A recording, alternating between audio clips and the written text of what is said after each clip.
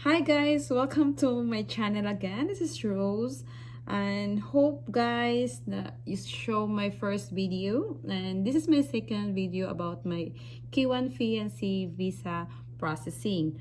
Then the second step, Fiancee Visa processing.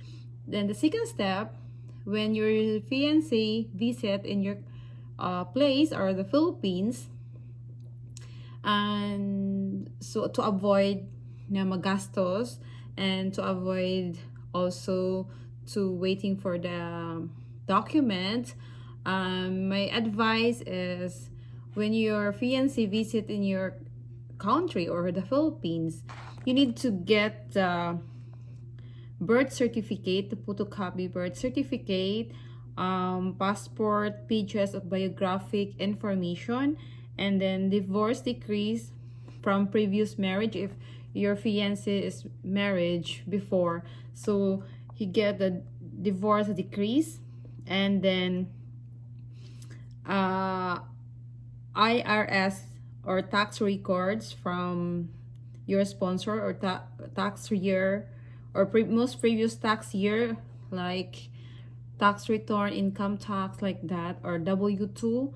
And if your fiancé have kailangan siyang magdala ng mga ganyang document, and also the checking account of 12 months. So checking accounts dapat magdala siya ng 12 months of checking account, and then employee pay stub for 6 months. So if ever, ito yung ginawa namin guys, when my fiancé visit in the Philippines, yun yung mga dinala niya during the time.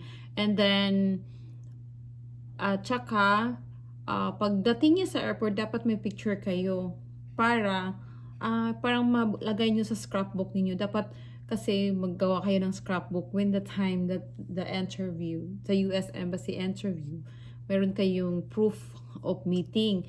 So dapat pagdating ng fiancé mo sa airport, may picture kayong dalawa, and then meron kayong receipts ng taxi from airport to the hotel or sa house nyo, going to your house, kung sa house kayo, yung fiancé mo diretso sa house nyo, or yung fiancé nyo pupunta sa hotel. So dapat may receipts kayo. And then next, all of your receipts na kung saan kayo pumupunta, dapat i-collect mo yun para sa proof of meeting ninyo. May yun yung evidence na ipo-proof ninyo. Kasi yun yung ginagawa ko, lahat ng receipts. Yung mga receipts lang na parang may value din. Tapos yung mga gift niya. Tapos kung mayroon siyang gift na pagdating niya, dapat may picture kayo. If ever nag-propose din yung fiancé mo sa inyo during the video chat, dapat mayroong picture din kayo na nag-propose siya, like that. And then ano pa? Kasi yung time na nung fiancé ko nag-visit sa Philippines, lahat ng receipts from fare and bus, kasi pumunta kami I'm from Cebu going to Bacolod, so nagbabas lang kami, so that my fiancé will experience what my experience in my life. So yun, nagbahas kami from Cebu to Bacolod. So, yung receipts na yun, tsaka yung terminal fee, and nakinikip ko siya para for my interview, meron akong ipakita na proof. So, yun yung mga ikikip nyo. Yung receipts ng fiancé mo, yung plane ticket, dapat may copy kayo para proof din yan. And then lahat ng mga activity yung dapat may picture talaga kayo. And then dapat lagi kayo kukuha ng picture. Kasi basihan kasi yung picture kasi nagsasubmit kayo ng picture once your fiancé submitted to USCIS ng lahat ng document niya. Dapat ano, kung mayroon kayong picture together. Together lang. Kasi yung mga family, to follow na yan pag i-interview na kayo.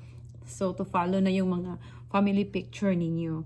But, kung meron man, pwede din nila ipapadala. Yun yung second step na ginawa namin ng fiancé ko. At ito pala guys, yung I promise na ipapakita ko yung electronic communication. Ito guys. This is it. Ito yung mga electronic communication of beneficiary. Ito po yung guys, dapat may folder kayo. Pwede namang iba-ibang color kasi para makita nyo agad if ever the consular will ask you about your documents. So, madali lang yung kunin kasi familiarize nyo anong color. So, color coding kasi ako. Kaya, ito yung ginawa ko. So, this is a beneficiary item. So, it means, ito po yung sa akin from mine. And then, this one is my fiancé or sponsor staff. So, this is electronic communication. So, this is the sponsor staff or yung nagpipetition sa'yo or fiancé mo nyo. Ito yung communication namin. The start, 2015, email communication 2015. Meron kasi akong email, mayroon akong label dito. Hanggang, kasi meron pa akong, pwede ko lang ma-print yung latest, past namin na conversation. Piniprint ko na, pero yung iba hindi ko na piniprint. Basta mayroon lang akong 2015 kung kailan kami nagsa-start na mag-communicate or nag-meet each other.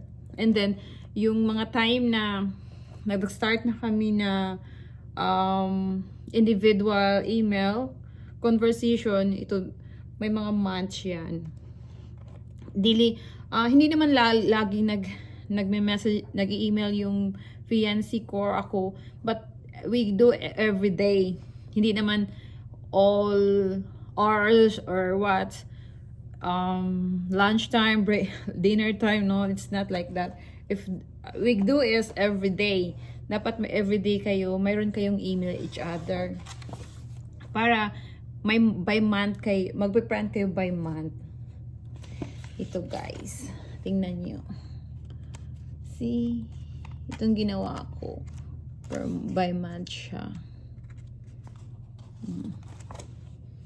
Ito yung, kasi ito, yun, ito, example lang. Kita ba? Yan, yun yung mga screenshot ko. Ay, hindi siya screenshot. Galing talaga sa email, tapos print, yun. Ganito. Hindi, basta 5 minimum yung sentence na isa-send nyo sa fiancé mo. This is from my sponsor email or electronic communication. We call it electronic communication. And then this is mine, also 2015.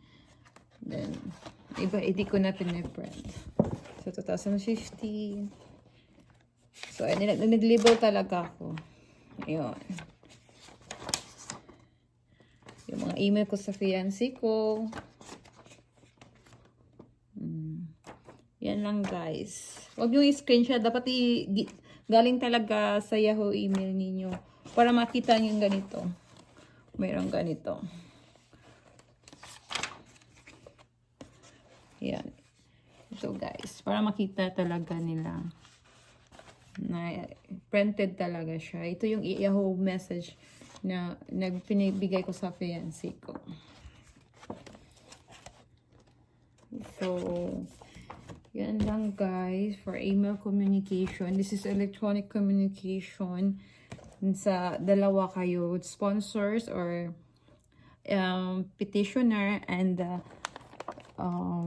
fiancé or yung ano nyo, Filipina or other country not in the United States na punta dito sa United States for K1 visa processing.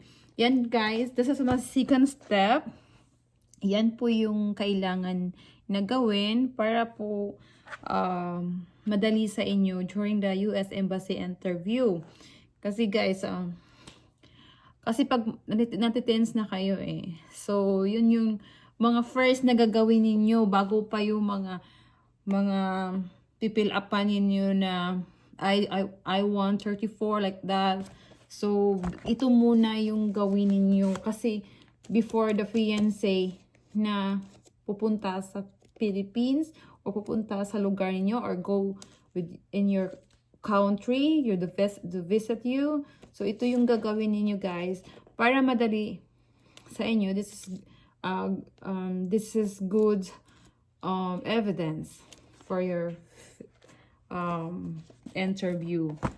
Kasi strict na kasi yung consular natin ngayon. So, dapat maging prepared tayo, guys. And then the screenshot, pag gusto nyo, dapat kung gusto niyang mag-start na mag-screenshot ng Facebook, kung doon kayo nag-conversation, Facebook or Skype, mag-screenshot na kayo para hindi kayo, when the time na mag-interview na kayo or mag-file na kayo ng mga document niyo, ready na yung screenshot ninyo. Kasi nahihirapan ako guys before kasi sabi ko, nandyan lang naman yan sa Facebook. So, okay lang yung screenshot ko lang yung pag malapit na. But pag malapit na guys, kasi mahirapan ka mag-scroll ng mga emails ninyo. Especially, mayroon kayong mga icon na si send, so emoji. So, mahirapan kayo guys. So, ngayon, dapat kailangan nyo na mag-start to screenshot for the messages. Then, the electronic communication. I will show you guys also my wait, I will show you my Facebook Messenger screenshot.